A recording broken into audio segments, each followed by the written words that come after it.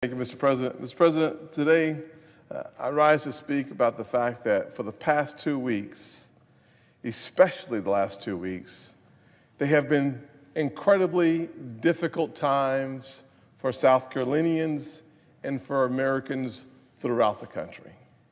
As we always do, our American family has shown resilience, and so many are working to lift up those in need. I think about the folks who are going through drive-thrus and leaving tips. I've heard stories throughout South Carolina, and I'm sure it's true throughout America, of folks paying for groceries for the single moms and for those in need behind them. I've heard of restaurants in South Carolina from the Halls food chain who are providing meals for single parents as well as for the homeless. There are so many positive stories coming out today and yesterday about the will of the American family to pull together during these incredibly unprecedented and challenging times. We have also learned a lot about social distancing and how to keep our restaurants open when folks are not allowed to go in. Schools have had to close down and shift to only online learning environments, taxing both parents, as I understand, and teachers. Many workers have been furloughed or laid off. I can't tell you, Mr. President, I'm sure it's true in North Carolina, but it is certainly true in South Carolina, that so many of our restaurant owners, I've been on the calls with hundreds of them, talking about shuttering their entire operations. Last Thursday and last Friday saw one restaurant with several different locations, I think it was 6 locations, laid off 900 employees, all going to the unemployment line. Another restaurant chain, small 6 or 7 locations, another 1,000 employees. In Myrtle Beach, South Carolina, one of the meccas of tourism in the nation, restaurant after restaurant after restaurant, hotel after hotel, laying off parts of their family. Workers who have become family members over a decade or 2 of working at the same place, serving amazing people, today without work, today without the paycheck that gives them the glue, not only to keep their families together, but to keep their finances together.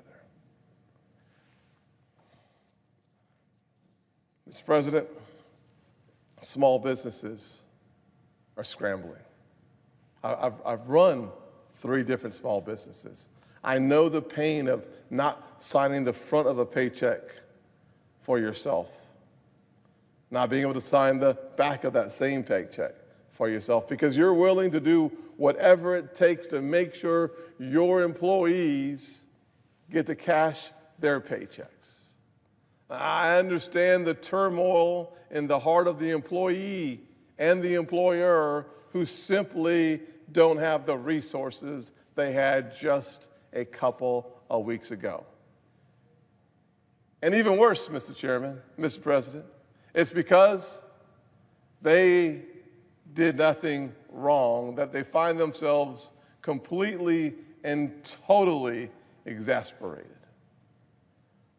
unable to comprehend and understand how outside of their own control they no longer have the resources necessary to take care of their own family.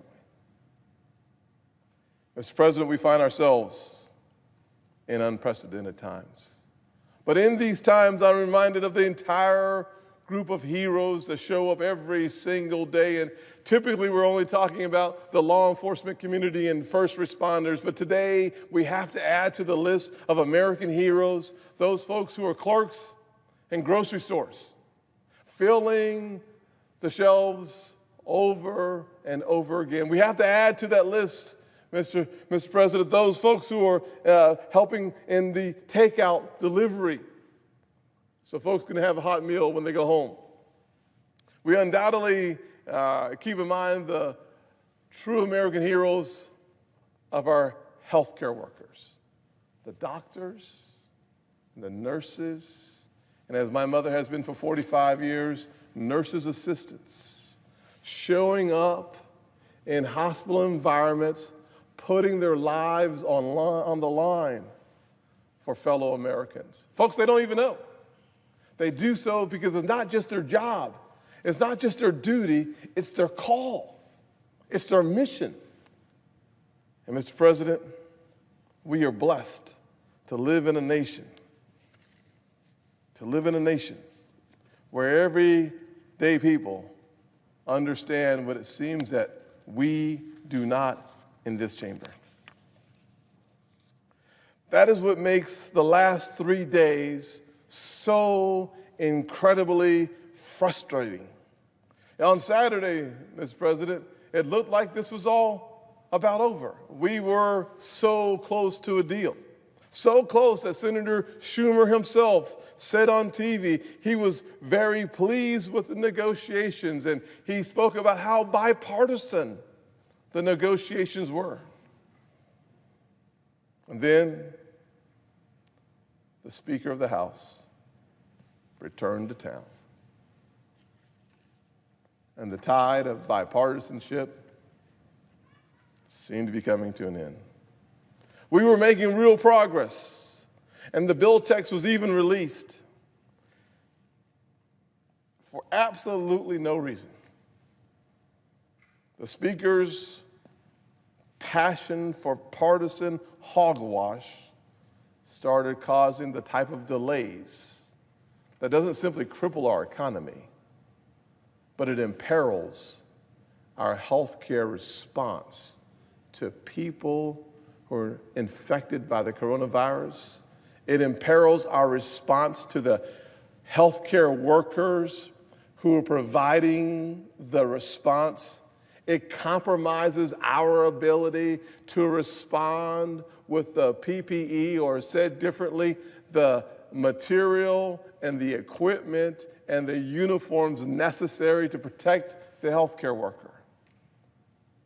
I honestly cannot believe we are still here not having already passed legislation that would make such a big difference in the lives of so many. Instead, we had to waste time explaining to the Speaker and to some of our friends on the other side that airline fuel emissions is not important in this legislation. We can debate that at another time. If you want the airline industry to be carbon neutral by 2025, let's have that debate. But let's not have it when people are desperately searching for help.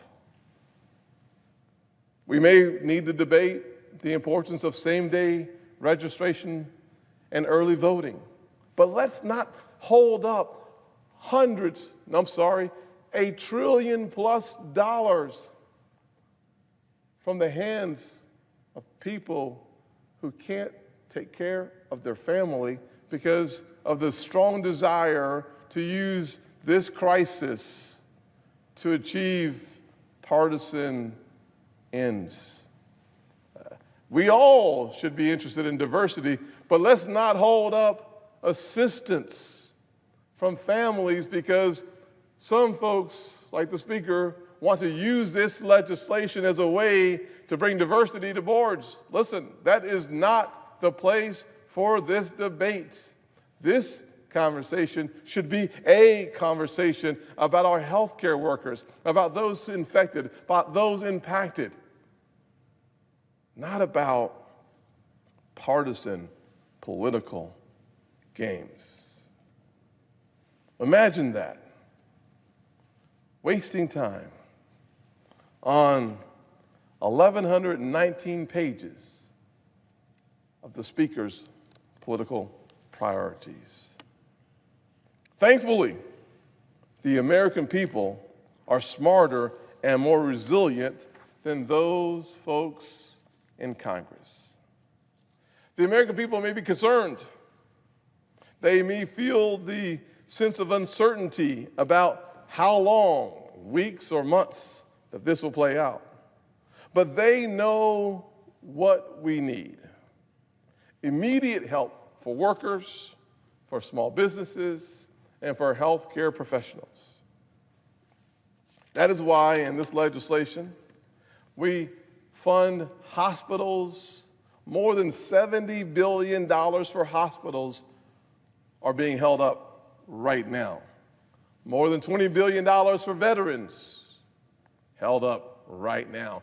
Tens of billions of dollars for vaccines, billions of dollars for the CDC, billions of dollars for FEMA, billions of dollars in block grants for the states, billions of dollars, tens of billions of dollars of emergency assistance for public transportation so you can get there. Held up. What are they blocking?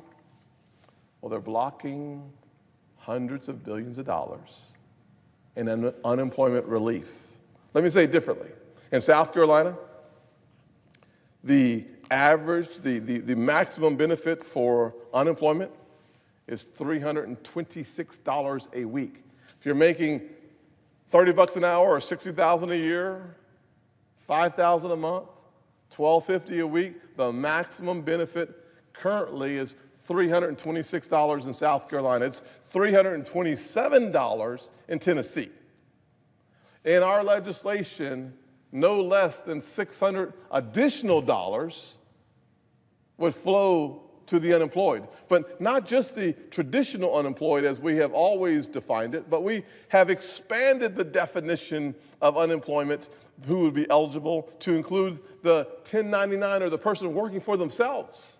Because we want to make sure that the average person in this nation who is taking the risk and taking the chance to do something that they've always dreamed of doing and they're working for themselves, that if this crisis has caused you to lose your paycheck and you're self-employed, we in a bipartisan fashion wove together legislation that takes you into consideration. So instead of getting the 326 in South Carolina or the 327 in Tennessee, you receive more than $600 additional dollars on top of that because we know the crisis that you are in is not of your own making. We provide direct payments in this bill. Very controversial, very debatable, but here it is. A minimum of up to $75,000 in individual income, $150,000 in household income, two parents working, 75 and 75. You can get up to $1,200 per working adult and $500 for the children. That's $3,000 almost held up in a partisan debate. As a small business owner, knowing how hard it is to keep the employees when business is ripped out of your hand, you did nothing wrong, this legislation provides loans to keep your employees on the payroll if that is something that makes sense. And if you use the funds that you borrow to keep your employees on the payroll, it becomes more of a grant than a loan.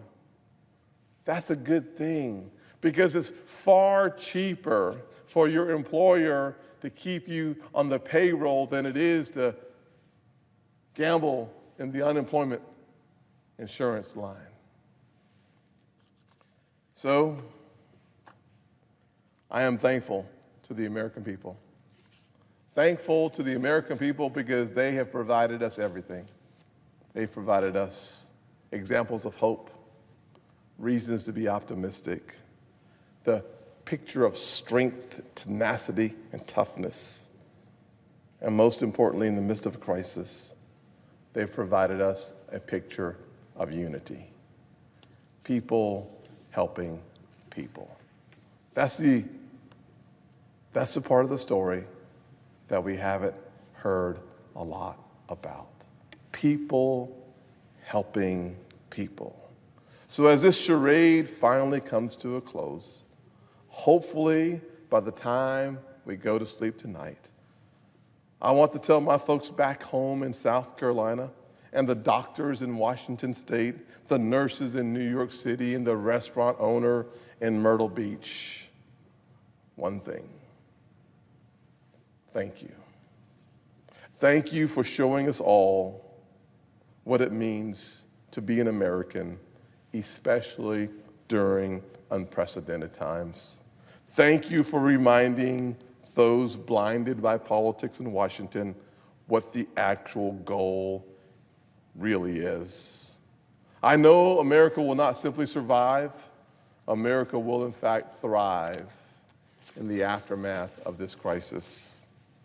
I know it because I know many, many Americans, and that's what we do. God has blessed the United States of America. Let us be a blessing to each other and get this done.